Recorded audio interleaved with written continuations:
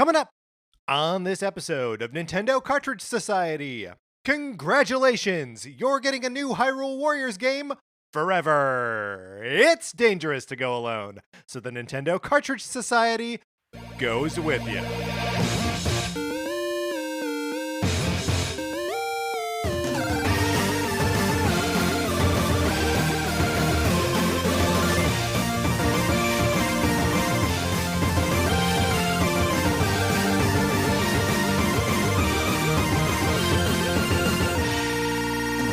Welcome to Nintendo Cartridge Society. My name is Patrick Ellers, and I am joined, as I am always joined, by my co-host, Mark Mitchell. We have got a good show for you today. We're going to be talking about the news from the week, including more details about Super Mario 3D World and the possibility of more Hyrule Warriors games and more Pokken Tournament games. And then on Thursday, we're going to be doing part 2 of our ABCs of Nintendo Sports. But in the meantime, Mark, how you doing? I'm doing great. As listeners know from last week, I'm on call for jury duty this week, and I know everyone is riveted to understand how jury duty in LA County works right now. And I have to tell you, I don't entirely know because I haven't been called in yet, but here is what I've been able to surmise, and what I believe to be true, is basically what they did is they got rid of the big room that everybody just sits in all day, and you only get called in if you are like to come to the courthouse. And if you get called, you go at your appointed time directly to the courtroom. And you're like, for like the jury selection process. And it's like, why is that not how it was always working? Why have the big room at all in the first place? Oh, because they had the big room in. Look, I'm sure it is all just because institutions change very slowly, right? So, like, you and I are still doing this podcast in the format that we're doing it in. Is this the most efficient way to do it? Or is this just how we've always done it, Mark? Are we the very institutions that we decry? Dude, this is such a mind-blowing point. It's like, should we just write could we just write an AI script that would, and then like record, you and I each record like 100 phrases or something, and then we deep fake. We say the same things over and over again. Here, let's throw a couple out there. Star Tropics, Telero Boxer. Just sample those and play them back. You got yourself an episode of Nintendo Cartridge Society. Speaking of institutions that are probably on the decline, the Sonic Forces borrowing program. Would you like to borrow my copy of Sonic Forces? The program is perfect. It cannot decline, of course. All you got to do is email us at Nintendo Cartridge Society at gmail.com. Mark, tell them how it works. You send your mailing address to that to our email address, and then good so far. And then Patrick sends his copy of Sonic Forces to the address that you provided. Plus, he includes a return envelope with return postage paid. So all you got to do is whatever you want to do with Sonic Forces for as long as you want to do it, and then send it back to Patrick so the program can continue. Right. There are no rules, but we do request that you send it back to me at some point. There is also the possibility that instead of a copy of Sonic Forces, there will be a copy of Untitled Goose Game in the Sonic Forces box. That's just part of it. If that's what happens, that's what happens. And you got to send that back. There will be no requests for one game over the other. You get what you get. The goose is a spoiler. That's what he does. Mark, one more thing that is going on is that we do a segment on the show called 433 where we talk about something that is not Nintendo related for 4 minutes and 33 seconds. We are coming up on our 433rd episode, which means we are going to be doing a whole episode of 433s back to back to back to back to back. We need your suggestions for 433 topics. Mark and I, when we do this, we pick something comfortable, something goofy, something we can reflect back on our pasts, either shared or separate, and muse about for 4.5 minutes. But it is now up to you, the listener, to give us either challenging topics you think will be fun to hear us talk about, topics that you think will be difficult to hear us talk about. Not a lot of those suggestions yet. But email us at Nintendo Cartridge Society at gmail.com. And let us know what you want us to talk about. We need those suggestions by the end of the day on February 9th. So that we can have them all ready for our 433rd episode. Thank you so much to Daniel and John and Lizzie for sending them in this week. and to everyone else who has been sending them in already. We've got some good topics. I would like even more good topics. As with all of these kinds of episodes, I am insatiable. The more you can send us, the better. All right, Mark, let's get into what we've been playing this week.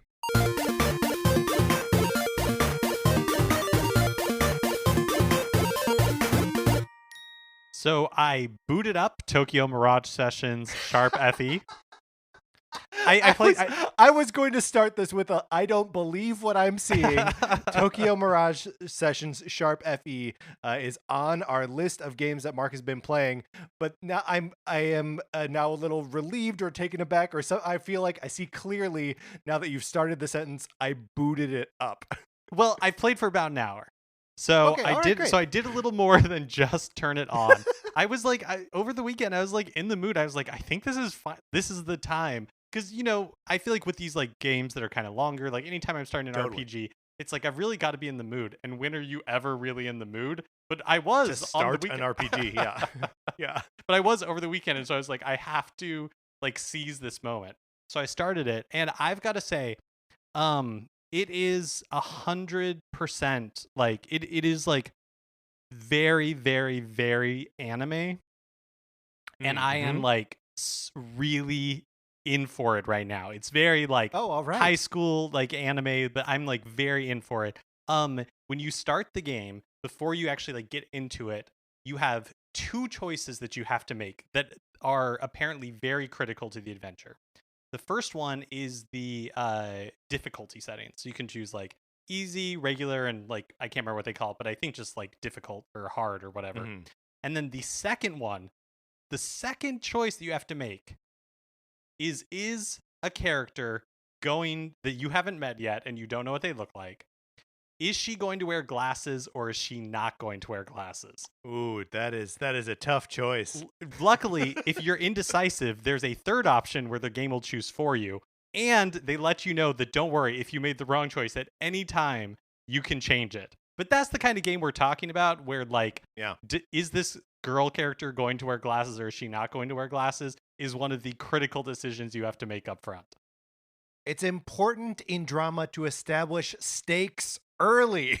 And I will tell you, I started with glasses, but I regretted my decision because like the character model, like it's very clear that it's one of those things where like it's very clear the glasses are like something that's optional, so they don't really like sit right. They don't really like fit right, so it's kind of distracting. So I went from glasses to no glasses. How's the game? So it's so far it's pretty fun. I feel like the I'm obviously very early into it, so I'm just barely learning the systems. Like I just completed the first kind of like tutorial dungeon. It is I think that the cutscenes, I didn't look this up to make sure, but I think the cutscenes are animated by the same company that did the cutscenes for Fire Emblem Three Houses. It has like that same like style. But the gameplay itself is fun. It's like just like a turn-based RPG. The whole thing is based around like, music, and I'm sure like there will be more idle stuff as you get into it. But like I'm enjoying it so far. Like you totally have to have like a tolerance for the anime tropes that it has fun in, but like so far I am having fun. Also, you're like already I'm introduced to, I think, what are some Fire Emblem characters like Chrom and stuff like that. Like very early in the game, they're like featured very prominently. So I'm interested to see like how those two worlds meld. Like if there's more to it than just like, hey, I'm this character named Chrom that, like looks a little medieval. Yeah, it's such a funny idea to be playing this Tokyo Mirage Sessions and it being a mashup of like Persona characters and Fire Emblem characters, when in reality you're not really familiar with characters from either franchise. I'm just enjoying it for what it is, which so far is like super weird. I mean, sometimes, look, I like any mashup that includes characters from franchises that you're excited about is fun just to see those characters. But there's also just something about that energy, like the energy of a crossover is chaotic, it's fun, it is sensational. So it's cool to know that that is, at least in its first hour, doing that for you. Yeah, it's interesting because like so there Crom is featured in like a form, and then there's also like a female character who I am guessing, I forgot her name, but like I'm Yeah. guessing that she's a Fire Emblem character, but I don't actually know that that's true. You know what I mean? Like to Yeah, your yeah. point of me like not being familiar, like I think you could totally enjoy this game and not know any of the Fire Emblem characters because I pretty much don't. Yeah. Well, and also I feel like that's got to be people's experience with Fire Emblem Heroes as well, right? The mobile game Yeah. where it's just like they're just getting more characters and it's like, yeah, you don't know who the axe wielding guy is from the fourth Fire Emblem game. Watch the fourth one be like remade as something that we all know. And we don't know Fire Emblem history. But that's cool. I hope that you stick with that game because I want to live vicariously through you. Yeah, I'm hoping like what I'm really excited for is I want like more of the Pop Idol stuff. Like I want it to get weirder and more like specific into this world that I'm not super familiar with, and so I am Yeah. looking forward to like pressing on.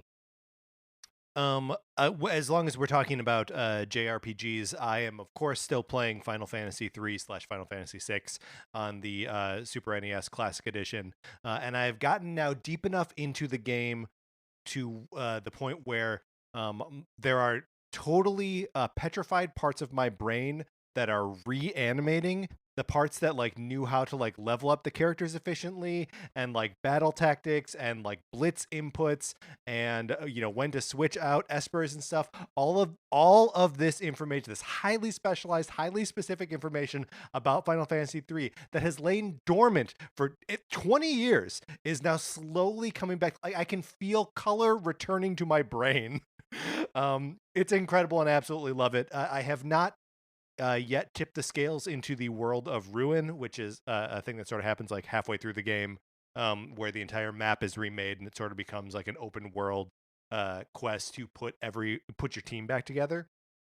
And so I'm like just before triggering that event, sort of going around and like cleaning up little things here and there, triggering little cutscenes, collecting Mog the Moogle, getting some more rage abilities for Gao on the Velt, collecting more lore spells for Strago, and I'm having the time of my life. It feels like coming home to be this far into the game and just like remembering how to play it. That's really fun. That's really fun because it's a game that I know that you have such like fond memories of, and so that's fun to be able to like get back into it to this point.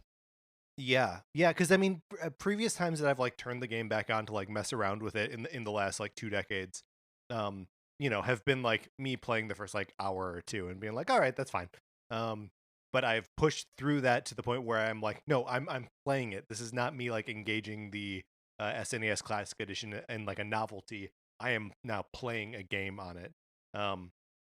And I just want to quickly say how much I love that dumb little system. There's so much good stuff on it, and the Super NES controllers feel great. Of course, it has the same problem that the NES Classic Edition had, that like you can't select new games or access the like save state thing without having the system right next to you, because you have to push the reset button on the system itself.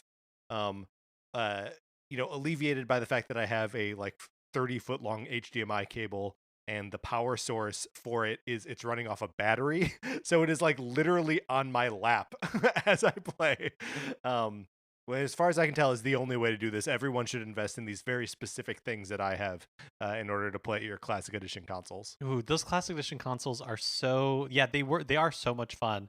And man, I would love like a Game Boy Classic Edition that could Yeah. like you can hook up to the TV and plays just like Game Boy games, Game Boy Color games, Game Boy Advance games. Like I'm greedy, give it all to me.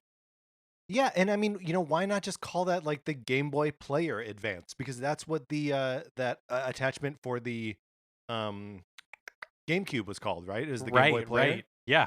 Yeah. Let's do that. Let's get on it. Mark, what else have you been playing? Well, I've been playing a little bit more of Donkey Kong Country 2, and yeah, I mean, I've been playing on the SNES Switch Online, and the ability to rewind makes that game so much more enjoyable. Yeah. I still think, look, I'm not all the way through Donkey Kong Country 2, but I still think I might like Donkey Kong Country 3 more. But I definitely am enjoying playing through Donkey Kong Country 2 like immensely more now that I Yeah. can like rewind. Like I just did uh ooh the like Bramble one. What is that one called? Yeah, is that Bramble Blast? Yeah, Yes. Bramble Yeah. Blast is the name of the level, and Sticker Bush Symphony is the name of the piece of music. Yeah. Yes. And so I just did that one, and I remember when you and I played through it, like that one was a little bit frustrating, like the part where you get squawks and you're like flying through it and everything. This time it was like whatever. I know that there are levels that are coming up, like the where you're like a bee or you're in a beehive, and there's lots of like I'm Oh dreading yeah. those levels. But again, if I can rewind, I think it's going to be great. I'm also playing. I played a little bit more of Shiren the Wanderer, the Tower of Fortune, the Dice of Fate. Enjoying that a lot. I have found that this game, the Shiren games have like a feature where if you pass out in the dungeon, you can call for like help. You can and you remain dead. But if somebody like uh, either through the internet or you can share like a code with a friend, if somebody can like input your code, go and rescue you, and then like you're revived Hmm. and you get all your stuff back. But it doesn't seem like that many people in are playing the game in English, because anytime that I have like offered to help other people, the English servers have all been empty, but like I found people in like the Japanese servers, and I haven't had Interesting. I tried once to get somebody to rescue me, and I didn't have very much luck, and after 24 hours I was like, whatever, I'm just gonna keep going because it's just not worth it. Yeah. Um, so is that something that you could just like send? Yeah, it's just like out to the server like generically. You don't get to choose like who you're. Exactly. And then when you're like looking for people to rescue, there are like you can choose like English or worldwide or like that kind of stuff. Yeah, There are like a few options, but it's not like super specific. I guess yeah, there probably is like a forum or some sort of fan community somewhere where they're exchanging codes, and maybe I should just hop onto that. yeah. You need to get on r/Shiren the Wanderer. Yeah, I think that's a real thing. I'm sure it is. I have been playing. So I've been using Picross on the 3DS as sort of like wind down game. When I get into bed, I play it for 20 minutes and then put the 3DS away. But the other night I played a couple puzzles and was like, I want to mess around with something else, something a little bit more uh just like energetic and fun. And I was like kind of just scrolling through all the games on my 3DS, and I was like, what game that I've not given a fair shot to is Mario Golf World Tour. So I started playing and not really understanding like the golf mechanics or how to use like special abilities and items and all of this sort of stuff, and even like basic strategies of like I was having the hardest time putting at all. You got to aim for just past the hole, not for the hole itself, because you aim for the hole itself, it's gonna fall short every time. um, so yeah, I've been playing Mario Golf World Tour, just not like a ton, but like play a hole or two here and there. More than a hole or two. It doesn't take long to play a hole of Mario Golf. Um, but it is getting me like slowly, casually interested in the inevitability of a new Mario Golf game on Switch, which I feel like is going to be among the next like vanilla Mario announcements, right? Like there has to be another. We've been through all the other kinds of Mario at this point, right? On Switch. Right. So I'm just sort of like getting myself ready, and enjoying what is actually a really chill, fun, bright, colorful time. How does it use the touchscreen, or does it use the touchscreen? Yeah, you can. There's a lot of ways that you can use the touchscreen. Like the entirety of the time that you are like lining up your shot and stuff, you can see like what buttons do what on the touchscreen. But then they are also like, where it tells you like A will start your swing. You can also like push that button that looks like A on the touchscreen Got it. to Yeah. start your swing. So yeah, I mean, I am mostly playing it with the buttons.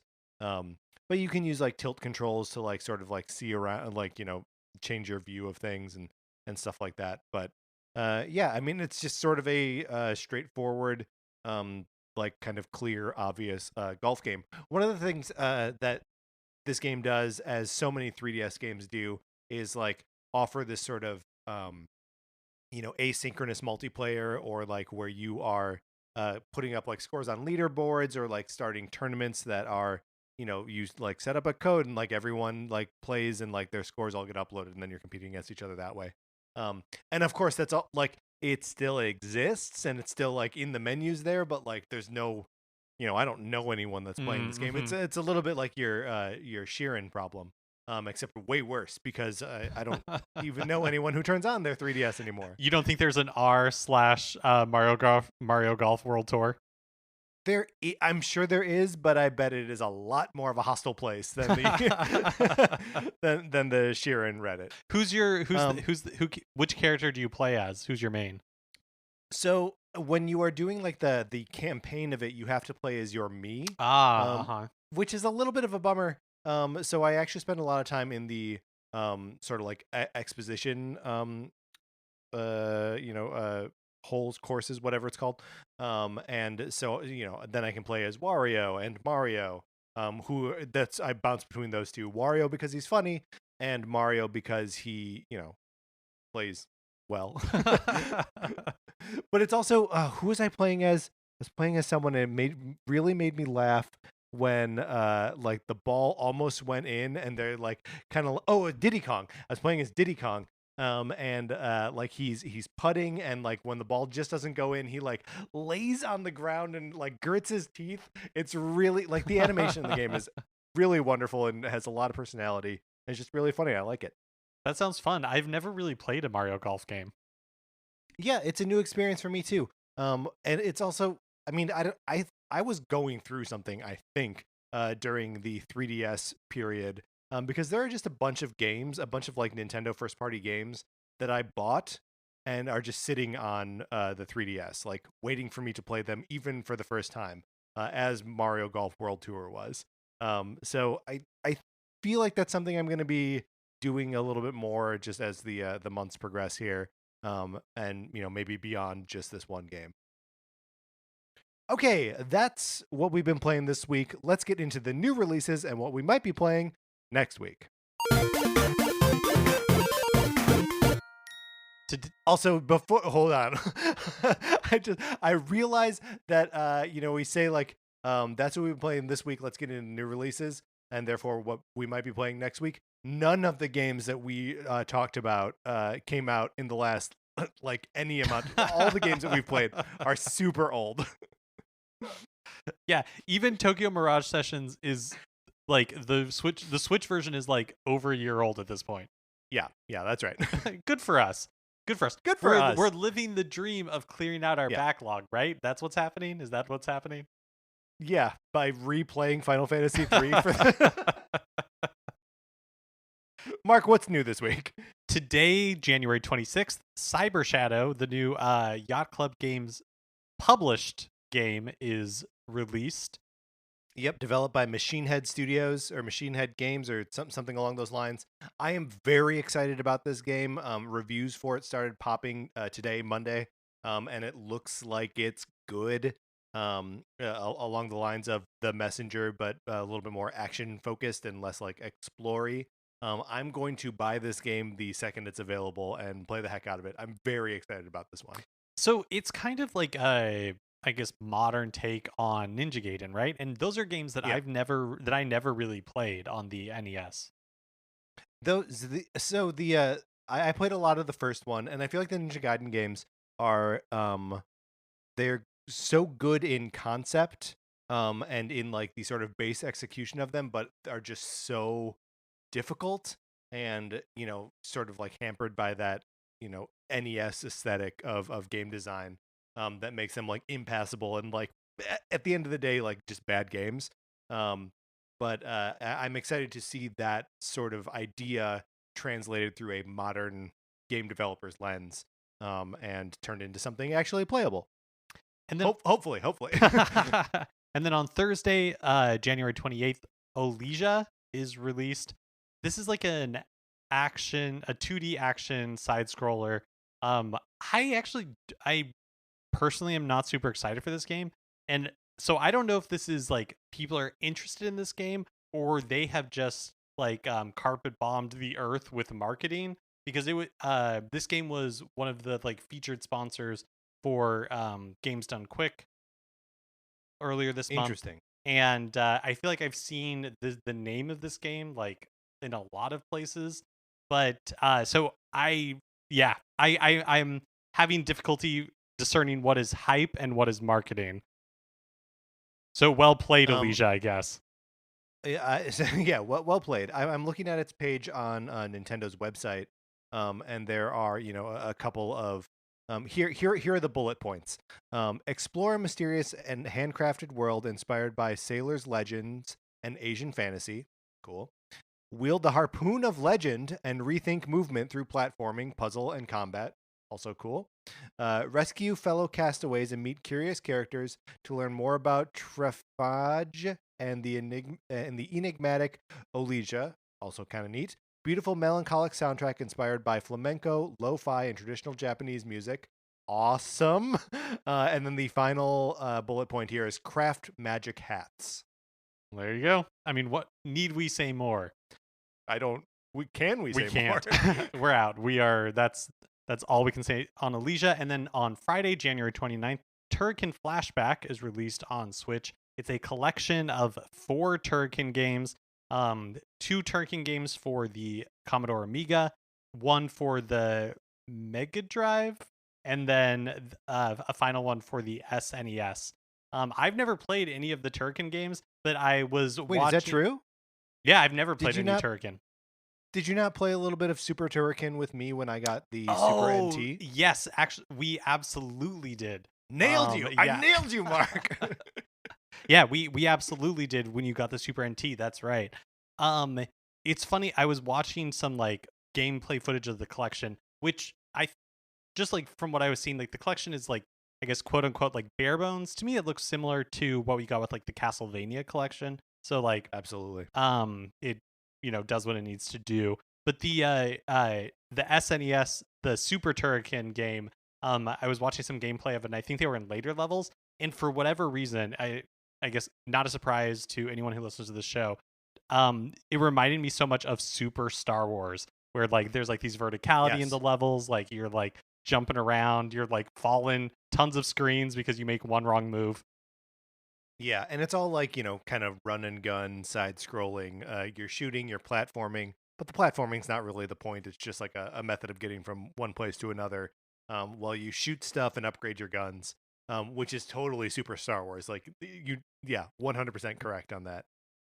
It's interesting because like the Turrican games, obviously you said the first 2 were Amiga games. So from what I was reading, they were originally Commodore 64 games, but then they were ported to the Amiga by Factor 5, I think, of all studios. And so I know some people were upset that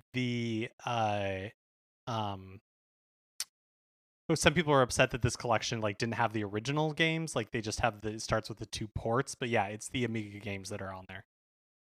It's so interesting to me to see something like this because like the Turrican games are not anything that like I grew up with or that I knew anyone that was talking about. And it's because it is such a European franchise that just like never hit the same way here.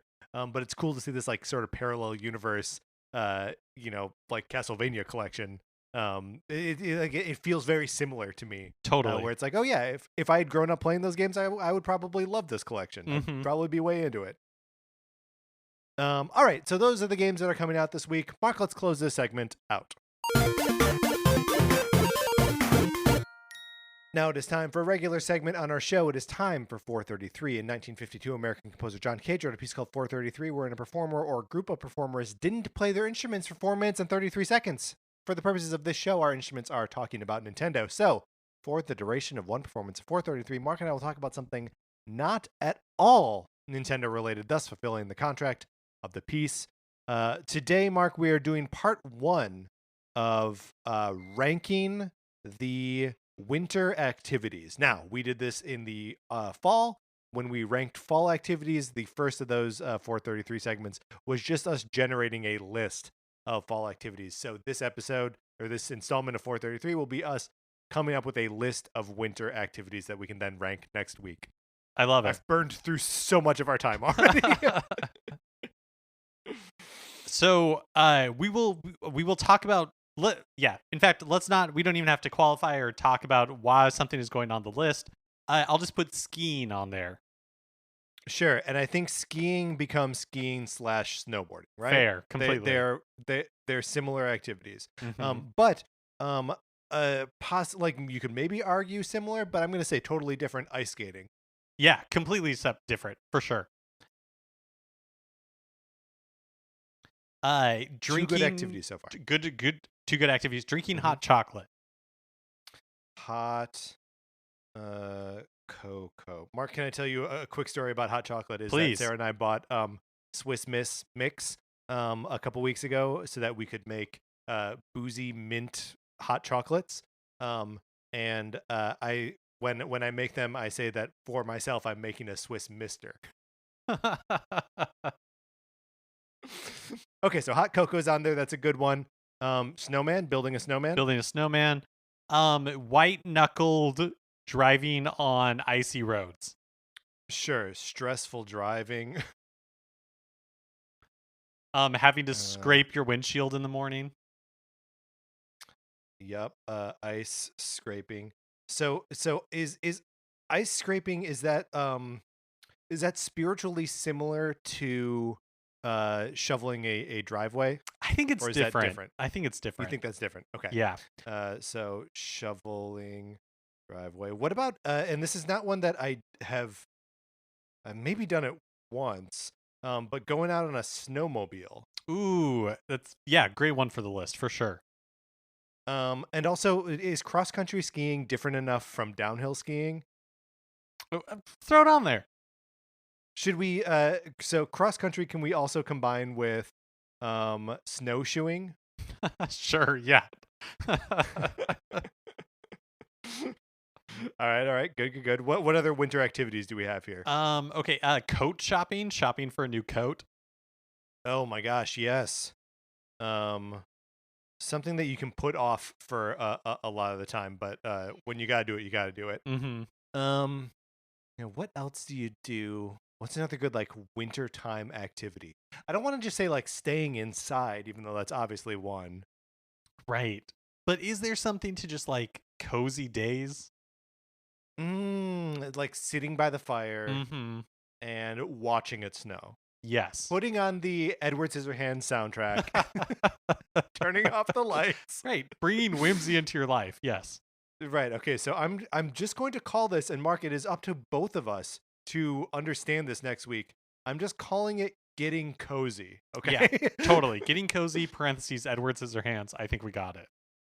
I can't type all that with one hand, but all right. Other winter activities.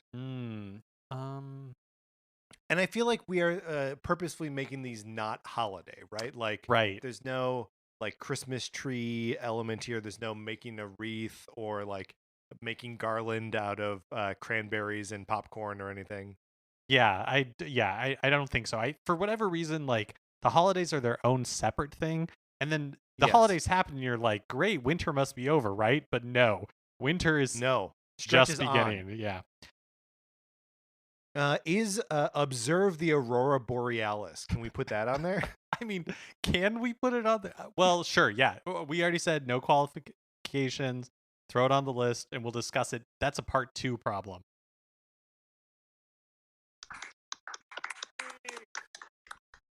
All right. So that is the applause there. We were accompanied today, I've clicked away from it, by the Battleboro Concert Choir. That is a Zoom performance of 433 by the Battleboro Concert Choir. A new one that we have not featured on this show yet. So if anyone ever does encounter performances of 433 that you have not heard me say like over and over again are the performances that we do this to, please feel free to email them to us at Nintendo Cartridge Society at gmail.com. They just need to have applause at the end, and then we can use them. All right, Mark, let's get into the news. So last week was the big blowout on Super Mario 3D World plus Bowser's Fury, but we continue to get little tidbits of new information. Now they're only a couple of weeks away from release. And according to the UK site for the game, quote, all characters have received a boost to their running speed and climb even higher after picking up a Super Bell, making platforming that little bit snappier. You can now also use gyro controls for certain sections of the game that previously required touch controls. Now, the increased speed, that was like speculated pretty much from the reveal trailer when people were comparing footage side by side and saw that the characters were running faster, just moving faster. But Patrick, what sections of the game required touch controls? Oh, interesting. The touch controls are mostly like platforms that you trigger, either like going up and down or like sort of moving in and out. So you would just like look down at the touchpad and touch it to make the platform move.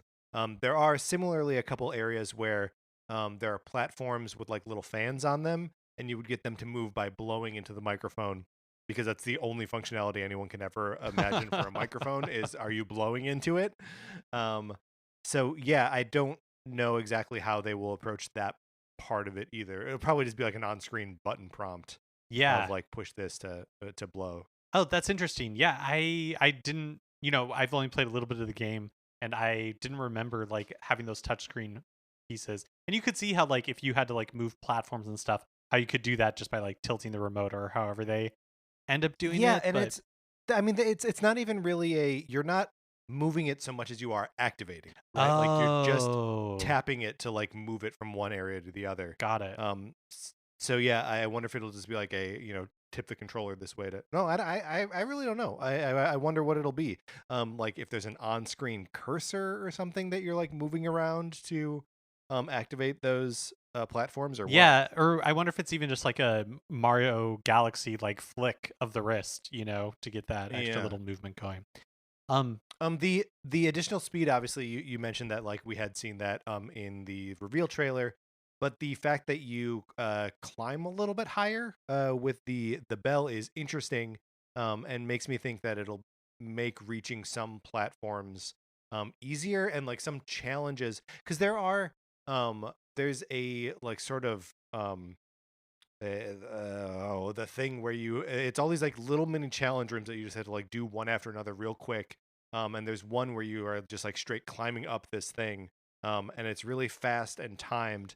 And I wonder if like that has been retooled so that like the timing. Oh yeah, if you just go faster, and do you still have the same amount of time to get through those things? Right, that's a great point. Because I was wondering why speed up the characters, like why rebalance it, and obviously we don't know, but I do wonder if it does like make some of the challenges easier, like in some of the final levels when those platforms are switching like on and off, like back and forth.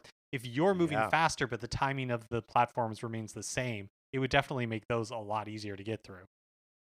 Well, and I mean, it'll make them different to get through for sure. Like I wonder like how my muscle memory of doing those parts, like at the very, very end where the timing is like absolutely crucial, how the sped up character motion is going to change like my relationship to that. Because the way they're describing it, it doesn't sound like the entire game is sped up. It's like specifically the characters move faster, and like do the enemies move faster in turn? It'll just be interesting to see how it affects the balance for somebody like you who's like very familiar with the base game. Yeah. Also, based on a screenshot of the settings menu for the Bowser Fury campaign, it appears that players will be able to adjust how often Bowser Jr. provides help in the game. Yeah, so like maybe if you want him to be like really on top of things and like really active, he can do that. If you want to like discover some of the stuff for yourself, maybe you can. It's just based on a single screenshot of the settings in Japanese, so it'll be interesting to see like what the functionality of it actually is. It's very that's fascinating, because it's like I had assumed that Bowser Jr.'s like assistance in the game was sort of like context sensitive, right? Like if you are in range of like the power up, he's going to activate it. But there's got to be more to what that character actually does. especially because you can have a second player control him. Mm-hmm. And I feel like that is still kind of mysterious to us right now. Koei Tecmo revealed that Hyrule Warriors Age of Calamity has shipped over 3.5 million copies, the most for any Warriors game ever. Pretty astounding. So do you think that, I mean, this is the second game, if you want to call like Hyrule Warriors a series, we've now had 2 games in it. Do you think that we'll eventually see a third Hyrule Warriors game? And would you want it in like a specific Zelda era, like we saw with Age of Calamity, or would you want it in just kind of like another celebration of Zelda, like the original Hyrule Warriors was? Yeah, I think they need to do something different, frankly. Like, Age of Calamity is awesome in that it is a celebration of all things Breath of the Wild.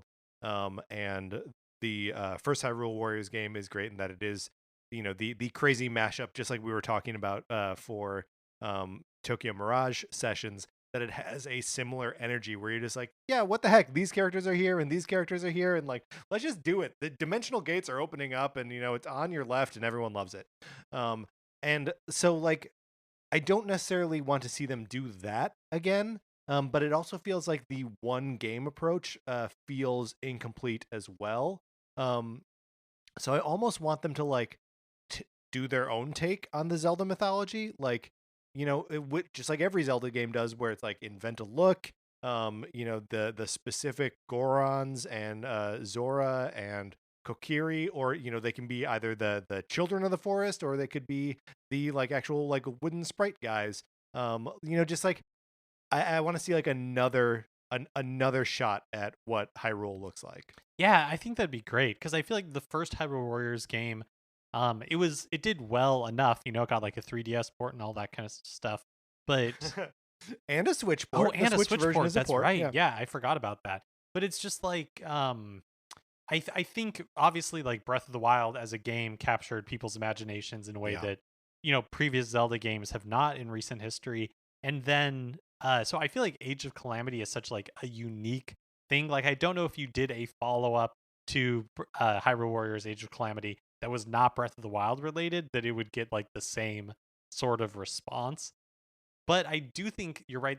Like I agree with you that probably the most interesting way to take it is to like create like a unique Zelda world that isn't because obviously the first Hyrule Warriors game tells a unique story, but it's not it doesn't really stake its claim as its own thing. Right. And I guess the other thing that you could do is, of course, revisit the material from Triforce Heroes, and let's get back to Hytopia, and let's get 3 different links on every single battlefield. I will not let that one die. Speaking of theoretical sequels, Pokken Tournament, the Pokemon fighting game, was another game that was released for, it was originally a Wii arcade game, it was released for Wii U, and then eventually a Switch port. Pokken Tournament producer Katsuhiro Harada of Bandai Namco was asked on Twitter about a possible follow-up, and Harada responded, quote, "We have a good relationship with Nintendo and Pokemon Company Limited, and Pokken has had a great response, so I would like to make it again. But it's not what we decide, it's what they decide." Interesting. So this is another one of those, like someone interviews an actor and they're like, "Yeah, I'd love to play Batman." Right, yeah, like, exactly. Like, is Armie Hammer going to play Batman? I'm sorry I brought up Armie Hammer. We don't need to talk about him at all. But given the opportunity, sure, like, yeah, of course, Harada's going to be like, yes, I would absolutely make another one. It also seems a little bit like a no-brainer, but then again, like Pokemon Snap, a second one of those was also a no-brainer, and it's been 20 years since the first one came out. Right. So I don't know. We'll see another Pokken Tournament in like 17 years, and people will be like, I love this game. You and I will be like, oh, interesting, because we'll still be doing this show. We'll still be doing years. it. Yep. And we'll be like, oh, we'll try it out, and then I'll buy it, you won't, and then I won't play it. I mean, even if we're not doing the show, the AI that we've programmed to spout our catchphrases will be doing it. During last year's December Indie World Showcase, the hit game Among Us was revealed for Nintendo Switch. And since its release, it's been ranked high on the US eShop bestsellers list. I think currently it's at number 1. If it's not today, it probably will be tomorrow. Research firm Superdata estimates the game sold 3.2 million copies on Switch in December, which just an estimate, but wow. Yeah. Like if that is even, I mean, even if it's like half of that, even if it's a third of that, like it's a million, like a million copies. It's $5 a pop on Switch. That's pretty incredible. Yeah, and double incredible knowing that this is like the last platform in the universe that this game came to, right? Like Among Us is on everything. Except for other consoles. I think it's a Switch console exclusive currently. I think so. Oh, then I'm just way wrong. I think it's been announced for Xbox or Game Pass for this year, but I think currently it's only if you have a console and you want to play it on console, it's only available on Switch. It's also crazy. The game has been out since I think 2018, and it's not until this last year that it blew up, which is fun to see. I think it's like a team of like 4 or 6 people or something like that. Yeah, well, and I know that they're rolling out updates for it either later this year or like right around now. But that they've addressed like, oh yeah, we're just a couple of people making this game, and we'll update it, but like I don't know, it takes forever to do it. An early build of The Legend of Zelda: Ocarina of Time has been discovered.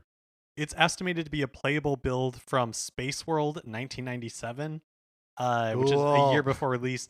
Space World was the name for Nintendo's like big conference that it used to have every year, and no longer does. I think like Space World went away in like the early 2000s, but was it just a Nintendo thing or a like multiple software companies? I don't know the answer I to think this. it was just Nintendo. I think it was just a conference that Nintendo would hold to show off all of its stuff. And I don't know if this was like maybe before E3 even really started gaining traction. I'm not really sure the history of it. But I do know that early build of Legend of Zelda: Ocarina of Time has been discovered. Forest of Illusion, a website and Twitter handle that's dedicated to Nintendo's history, discovered this prototype on a prototype N64 cart of F-Zero X. And yeah. So they had like a development cart for F-Zero X, and on that cart they also found this playable build of The Legend of Zelda: Ocarina of Time that is from like a year before the game would actually be released. So it's pretty significantly different from the final game. A lot of the differences are like kind of too specific for my knowledge, but it's pretty cool to see, pretty cool to read the details, and worth searching it out online. But some of the bigger stuff, that like the high level stuff that's super obvious to even people like me, are like the beta icons are totally different. There was like an in-game map of Hyrule Field that is like, I don't think was ever included in the final game. There's the dungeons and layouts for a lot of the areas are completely different. And then there's like a more involved magic system. That's cool. I would love to see that magic system, or as a Zelda game with a more involved magic system. More involved, of course, than Zelda 2: The Adventure of Link. He had as many as 8 spells in that game. Yeah, so maybe more involved than what we got, but maybe less involved than Legend of Zelda, than Zelda 2: The Adventures of Link. I mean, probably. Okay, that's really cool. That's a weird little artifact, and the kind of thing that like Ocarina of Time has been such a like remixed and represented game, both in like the modding community and like officially from Nintendo. Like, there's that Master Quest and there's the 3DS 3D remakes, and I don't know, it's a game that I would love to see every available version of it. Like, let me live in the variations on Ocarina of Time. Totally. I mean, of like games in the world, Ocarina of Time has to be one of the most like documented and dissected by fans. And the fact that like something like this can still be discovered and like show us so much new stuff, or confirm like hunches that people have. Just makes you realize like how not well documented the development of video games are, and how like close to the best companies play this kind of stuff. Like I feel like rarely do we get for like Star Wars movies, to varying degrees, you get like insight into the development process, but they always come with like really elaborate art of books where you see like a lot of development art. And I feel like that at least gives you some like insight into the mindset of the creators. And I feel like you don't really get that for video games, rarely get that for video games. And if you do, it's usually like much later. Yeah, I wonder if that's just like just because the sheer volume of discarded ideas and concepts is so much bigger than like for a movie, right? Like if there's a drawing of like an alien in the background of a cantina scene that ends up not getting used in the movie, it's like fine, no big deal. Someone will write a novel about him later. But like, there are entire concepts and worlds and kind of fleshed out characters that just like never see the light of day in a lot of video game. I also feel like it's just like a difference in mentality between the industries. Mm-hmm. Like with movies, I maybe like there are entire like Variety and Hollywood Reporter that are just reporting like movies that are in development, when somebody's like script gets picked up, like all that kind of stuff. Like in that way, it's so much more transparent than like video games, where it's like they would rather die than tell you what they're working on. Yeah, the video game industry prides itself in secrecy, and has sort of like, I mean, we see that sort of like spun out into the culture of like people who play games being very like spoiler averse, like way more than like the movie community. Like, yeah, people don't want what happens in like the next Marvel movie spoiled for them, but like, I mean, I don't know. I keep thinking about like how cool of an experience Thor Ragnarok would be if you didn't already know that Hulk was going to be in it. Mm-hmm. If like that's a surprise. But like we don't live in a world where movies are treated that way, and it's just like he's being used to advertise the movie. Mark Ruffalo's name is on the posters, and like all of the press leading up to it. Like you just know about it. Whereas like video games, they're doing everything they can. They're taking down videos that spoil the story for The Last of Us Part 2, and like they're within their right to do that, and like you'd rather experience the narrative unspoiled, but it's also like just beyond, it's your own prerogative to not be spoiled. Yeah, I agree. I think it's to the like long-term detriment of the industry, like that kind of sense of secrecy. Yeah.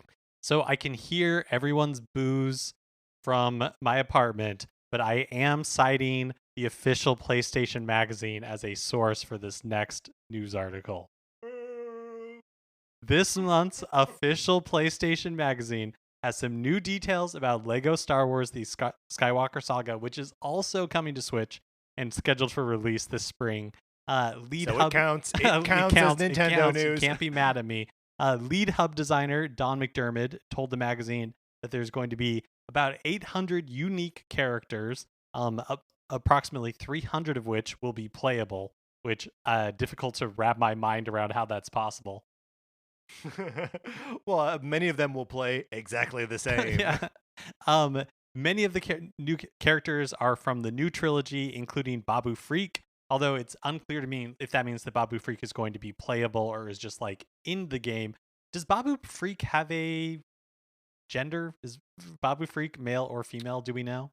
I don't know. Voiced by a woman, but I don't know if I don't know if we understand gender in Babu Frick's species, or Babu Frick's specific gender. I'm hoping that there's a spin-off comic or a novel series, maybe in the new like Star Wars High Republic. We will get more details on this. Well, no, he's not alive at the time of the High Republic. That's 200 years. But before his species maybe. Interesting. So I'm looking at Wikipedia, and he's male. Babu Frick is male. The character does appear in the in Alex Segura's Poe Dameron Freefall novel, which I did read. So I was like, I know I've seen a pronoun associated with this character. Also in Skywalker Saga, There's going to be 23 moons and planets with a total of 28 playable locations. You're going to be able to Mark, I love. Oh, sorry, we have to stop on those numbers. I love 23 moons and planets. Phenomenal. Very exciting. Very excited to see 23 different moons and planets. But with 28 playable locations, that means that there are 5 of these locations that are not planets or moons. So, Mark, and I understand there could also be, 2 different parts of Tatooine or whatever. But what do we think those 5 non-planet, non-moon locations are? I think for sure you're spending time in the Millennium Falcon, right? Got to be on the Falcon. Death Star's got to be one. Oh yeah, Death Star's totally got to be one. Whatever the ship is called in The Last Jedi. Yeah, the Snoke's like starfighter thing. Oh, and I also right? meant the one that like the Resistance is on. Sure. Well, they're in like a whole fleet, so Right. Well, wherever yeah. Princess Leia's hanging out.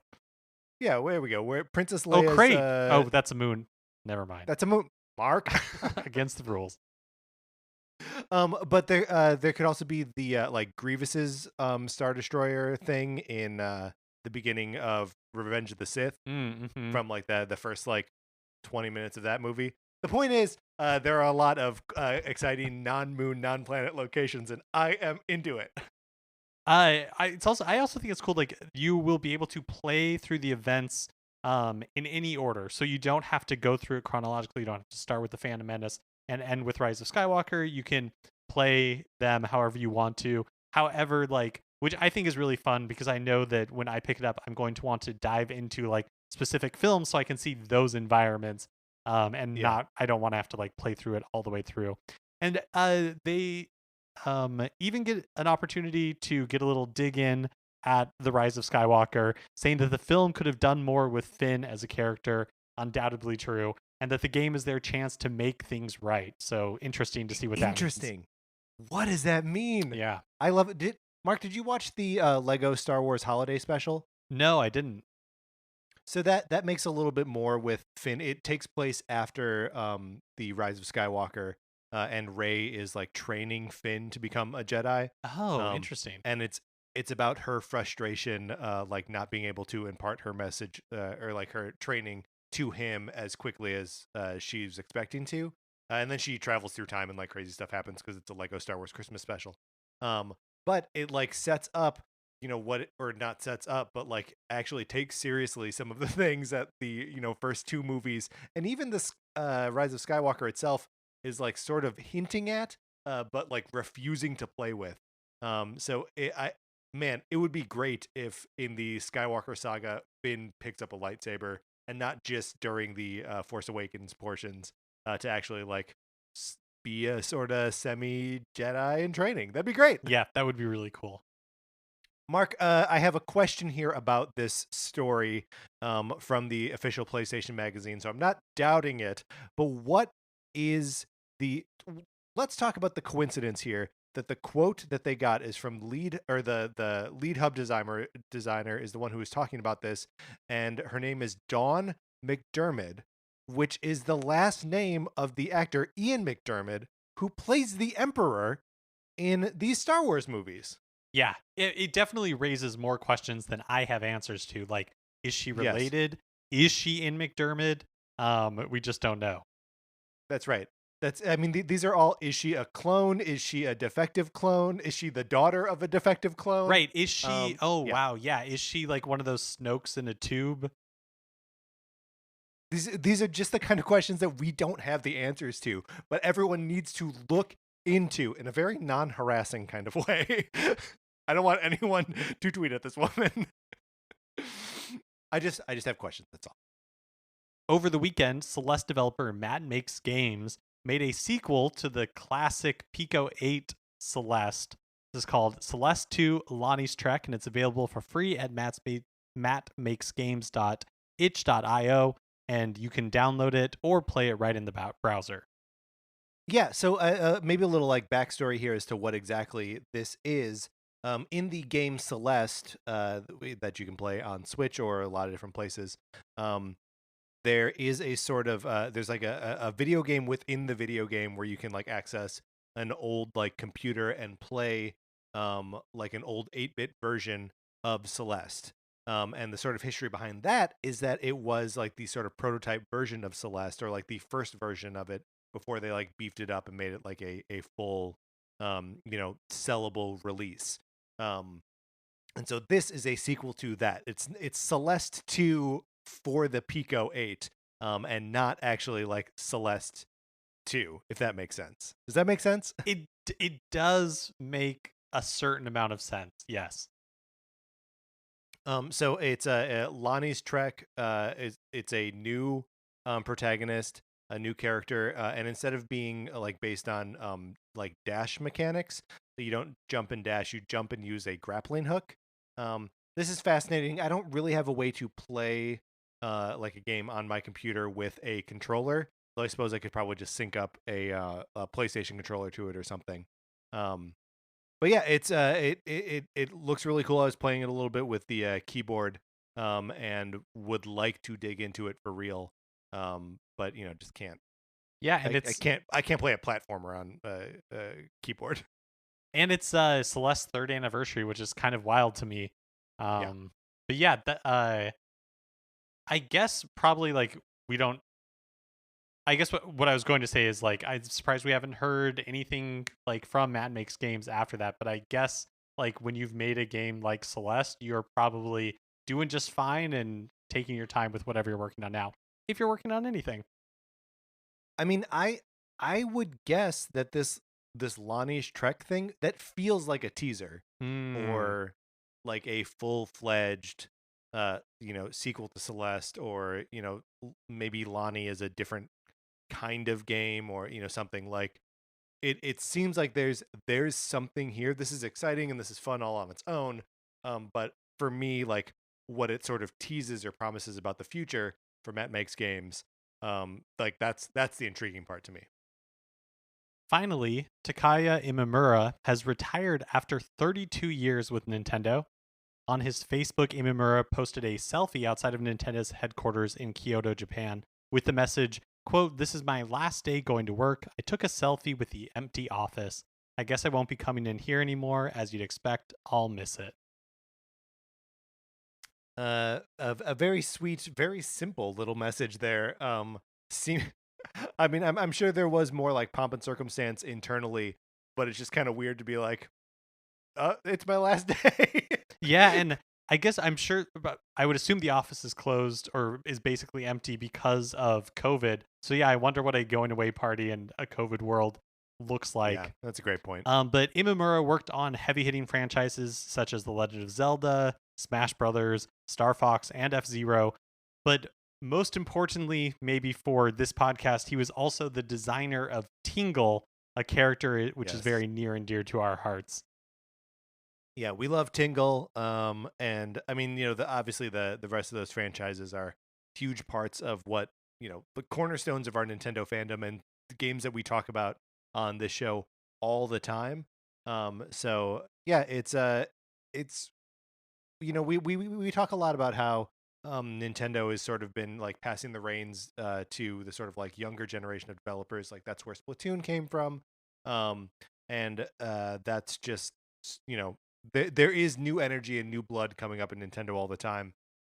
It's just weird to see sort of like the older, more established voices either fade into more like supervisor, like Miyamoto. Like what is his title? What does he actually do? And this guy here, like who obviously was instrumental in creating awesome things like Tingle, leaving the company. But yeah, I mean, it's a nice story, right? 32 years. Wow. Yeah. Also, you want to sell more Hyrule Warrior copies than the 3.5 million that Age of Calamity has managed to do. Yes. Like this is it. a Hyrule Warriors game based all around Tingle is a guaranteed 10 million seller. Like guaranteed, no problem, no sweat. Yeah. Hyrule Warriors Tingle's Tumble. Do it right now. All right, Mark, let's get out of the news. Okay, that is going to do it for this episode of Nintendo Cartridge Society. Remember, please rate, review, and subscribe on Apple Podcasts. If you like the episode, you should share it on Facebook or Twitter or wherever you share stuff. We appreciate it when you do that for us. You can follow us on Twitter. I'm at Patrick_Ellers. Mark is at MKE Mitchell, and the show is at Nincart Society. There's also a Facebook page, which is just Nintendo Cartridge Society. Olivia Duncan made our logo. Our theme music is provided by 8-Bit Betty. You can get more of his music by going to 8bitbetty.com or by listening right now. For my co-host, Mark Mitchell, this is Patrick Eller saying you always choose the girl with the glasses. And thank you for listening.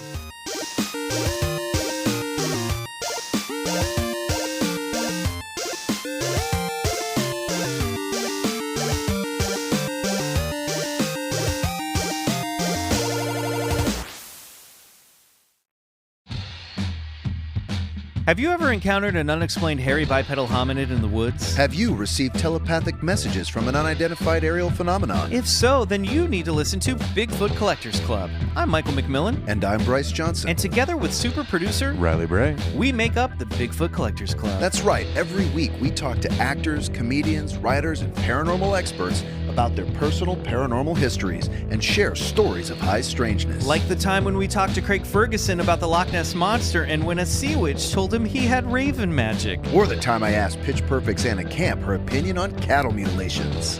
Past guests have included Rachel Bloom, Jen Kirkman, Paul F. Tompkins, Bobcat Goldthwait, and more. So if you've ever been abducted alongside 5 reindeer by an alien with drills for hands or witnessed Bigfoot crawl out of an interdimensional portal, Don't laugh, happens all the time. then check out Bigfoot Collectors Club on Campfire Media or wherever you get your podcasts.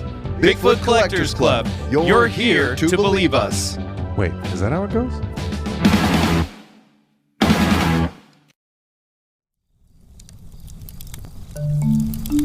Campfire.